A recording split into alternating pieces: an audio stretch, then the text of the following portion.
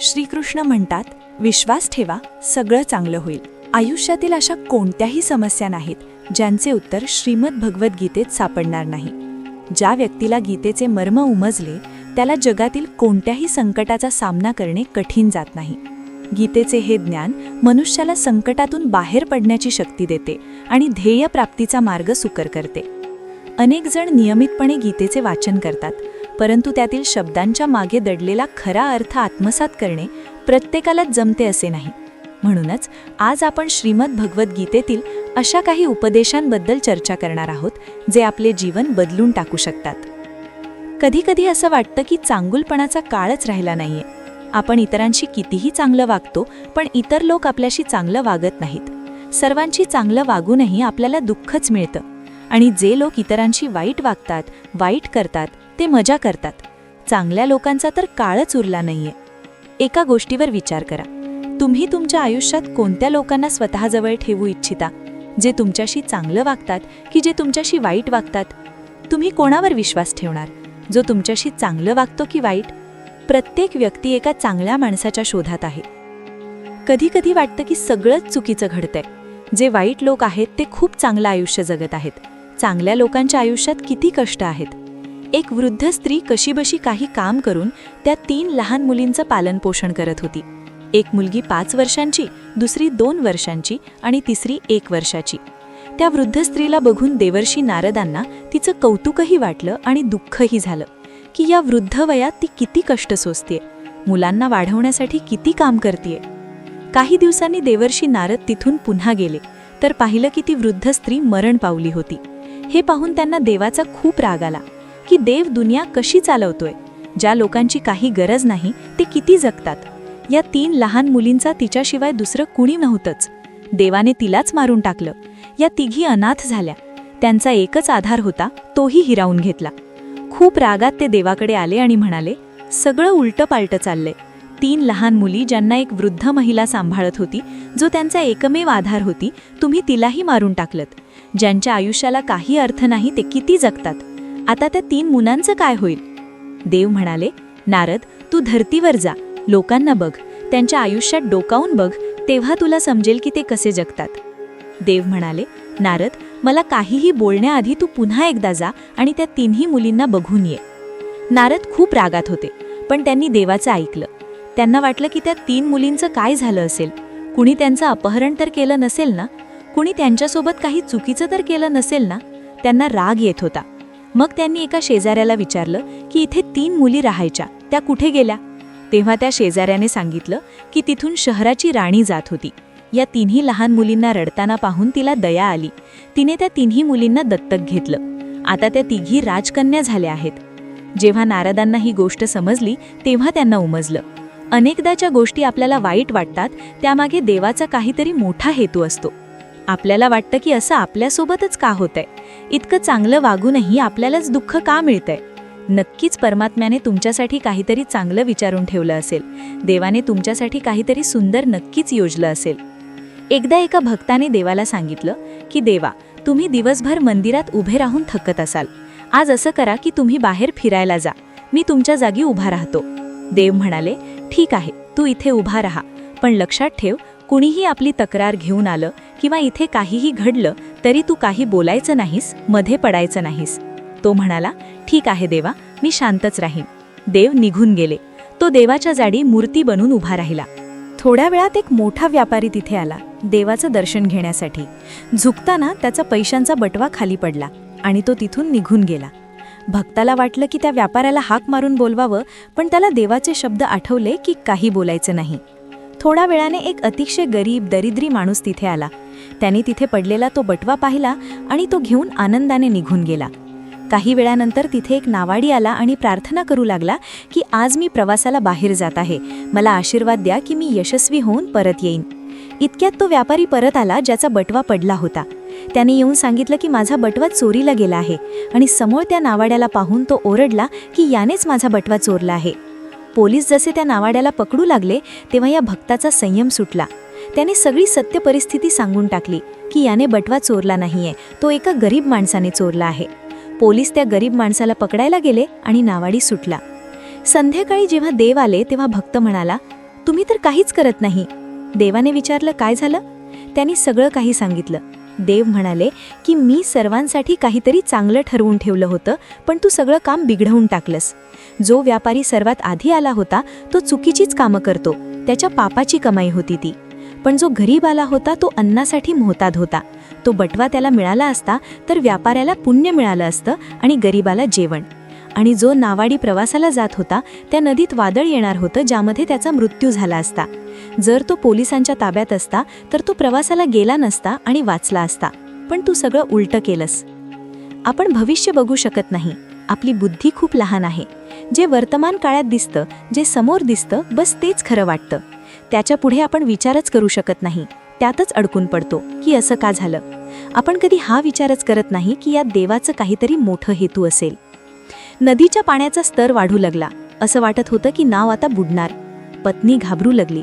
तिने पतीला सांगितलं की नाव कधीही बुडू शकते, तुम्ही वाचवण्यासाठी काहीतरी उपाय करा. तिच्या पतीला जणू काही चिंताच नव्हती. त्याला काही फरकच पडत नव्हता. त्याच्या पतीने एक तलवार उपसली आणि पत्नीच्या गळ्याला लावली. पत्नी म्हणाली की इथे नाव बुडायला आली आहे आणि तुम्हाला विनोद सुचतोय. पतीने विचारलं, तुला भीती नाही वाटत की मी तुझ्या गळ्यावर तलवार ठेवली आहे? पत्नी हसून म्हणाली, मला माहिती आहे ही तलवार माझ्या पतीच्या हातात आहे, जे माझ्यावर खूप प्रेम करतात. तुम्ही माझ्यावर तलवार कशी चालवणार?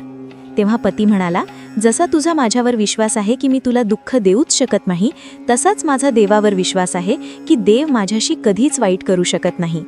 परिस्थिती कशीही असो, पण त्या परिस्थितीतून देव आपल्याला बाहेर नक्की काढतील. गोष्ट ही नाही की तुमच्या आयुष्यात सुख आहे की दुःख. गोष्ट ही आहे की तुमच्या मनात चैन आणि शांतता आहे की तुमचं चित्त अशांती आणि अस्वस्थतेने घेरलेलं आहे.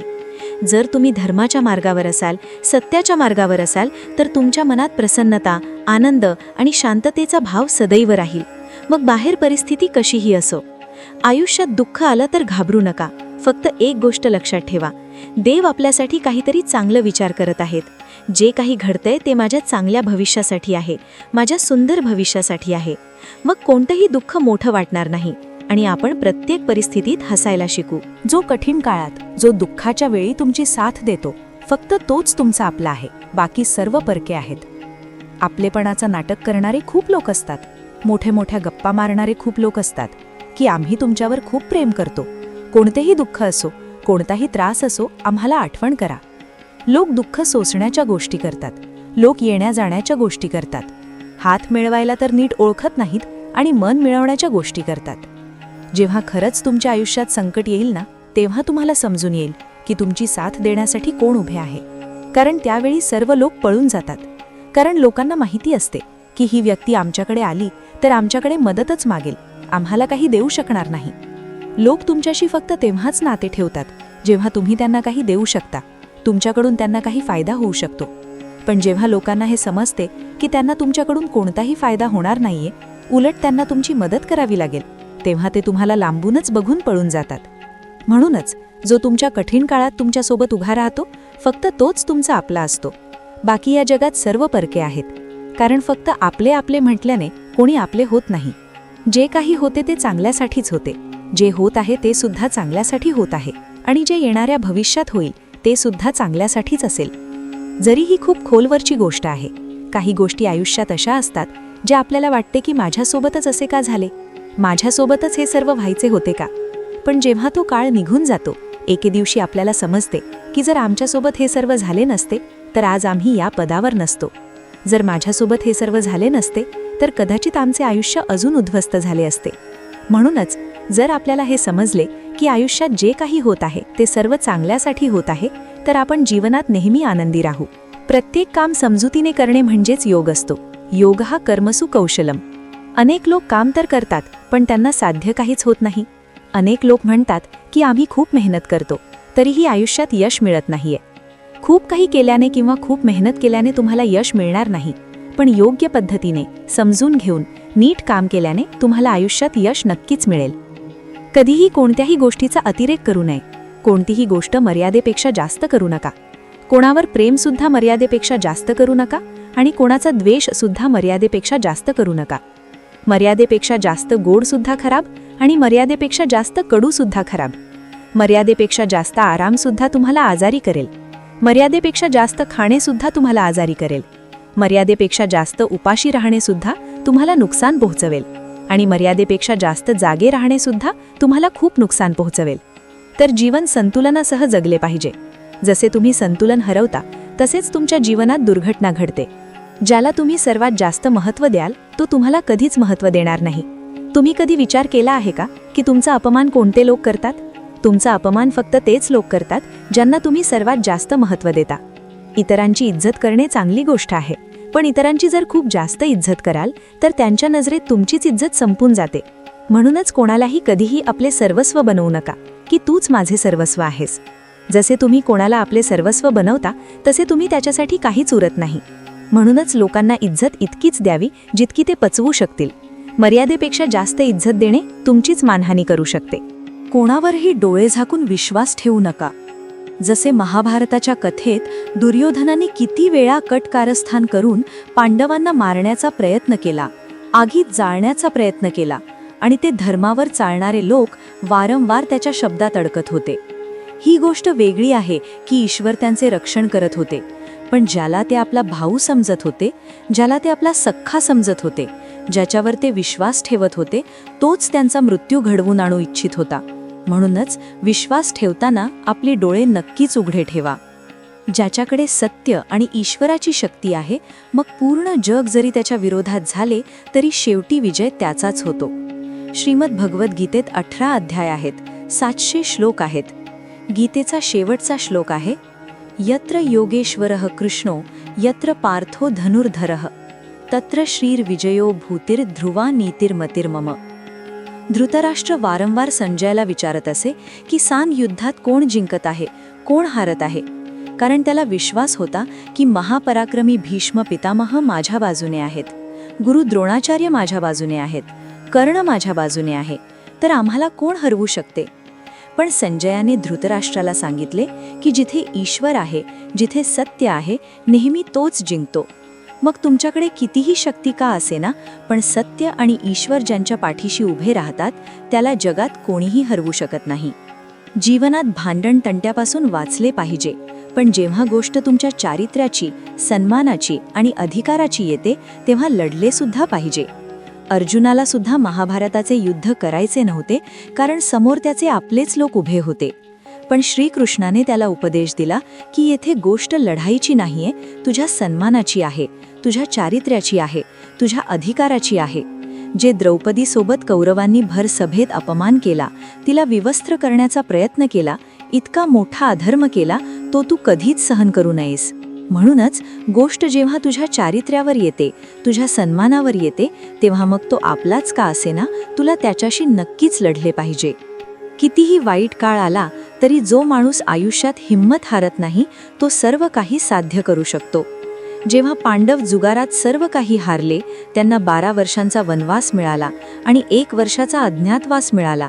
ते भिक्षा मागून आपले जीवन कंठत होते, जंगलात भयंकर प्राण्यांमध्ये भटकत होते.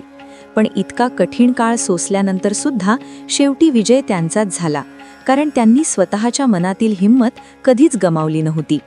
असेच तुमच्या आयुष्यात कितीही कठीण काळ का येईना, पण तुमच्या मनात जर हिंमत असेल तर विजय तुमचाच असेल.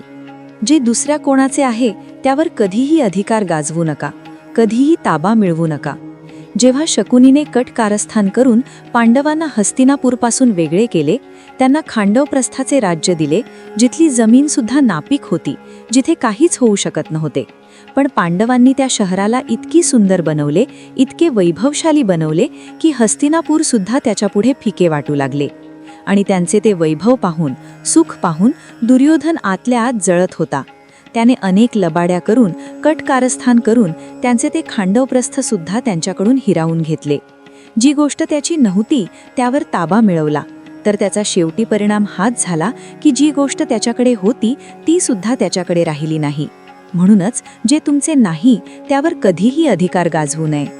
तोच माणूस आयुष्यात यशस्वी मानला जाईल जो आतून नेहमी आनंदी असतो. बाहेरून तर सर्व आनंदी दिसतात, पण आतून माणूस अशांतीने भरलेला असतो. खूप पैसा कमावला, यश मिळवले, पण ते यश खरे नाही. खरे यश तेव्हा मानले जाईल जेव्हा तुमचे मन आनंदी असेल. तुम्ही जसे अन्न खाल तसेच तुमचे मन आणि तुमची बुद्धी होईल. तुम्ही तसेच कर्म कराल, तसेच आचरण कराल. सात्विक अन्न खाल तर तुमचे मन सुद्धा सात्विक होईल. सात्विक व्यवहार कराल आणि तुमचे विचार सुद्धा चांगले असतील. तमोगुणी आणि रजोगुणी आहार कराल तर तुमची बुद्धी सुद्धा तशीच होईल आणि तुम्ही कामे सुद्धा तशीच कराल.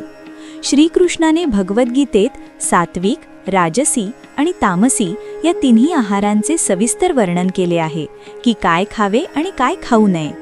पण सार हाच आहे की जो मनुष्य सात्विकतेने भोजन करतो त्याला जीवनात शांती आणि सुख नक्कीच मिळते.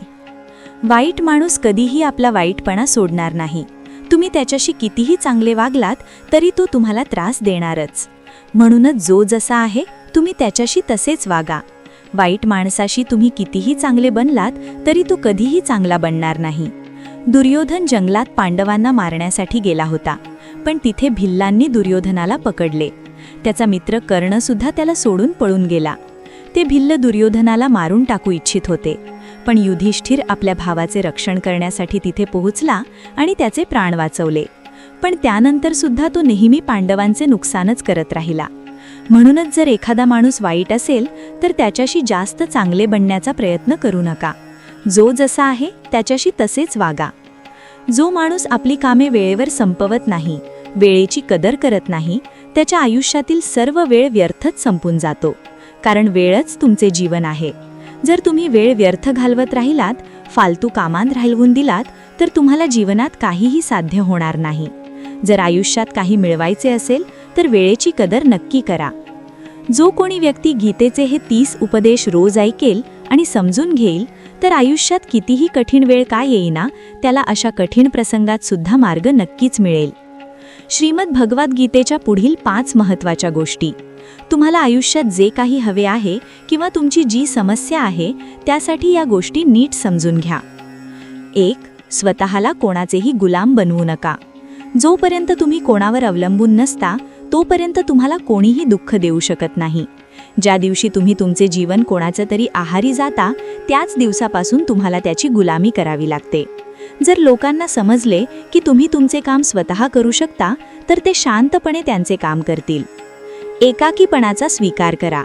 जेव्हा तुम्ही स्वतःला एकटे अनुभवाल तेव्हा हे सत्य समजून घ्या की तुम्ही जगात एकटेच आला होतात आणि एकटेच जाणार आहात. वास्तव्यात येथे कोणीही तुमचे नाही. ज्या ईश्वराने आपल्याला जन्म दिला तो सदा आपल्यासोबत आहे. धैर्य ठेवा. आयुष्यात जेव्हा संकट येते तेव्हा हिंमत हारू नका. फक्त थोडा धीर धरा. एका राजाला त्याच्या गुरुजींनी एक तावीज दिले होते आणि सांगितले होते की जेव्हा खूप वाईट वेळ येईल तेव्हा हे उघडून बघ. जेव्हा राजावर संकट आले त्याने ते तावीज उघडले. त्यात लिहिले होते, हा काळ सुद्धा निघून जाईल. हे वाचून राजाला शक्ती मिळाली. काळ कोणताही असो तो एक दिवस नक्की बदलतो. धोक्यातून शिका.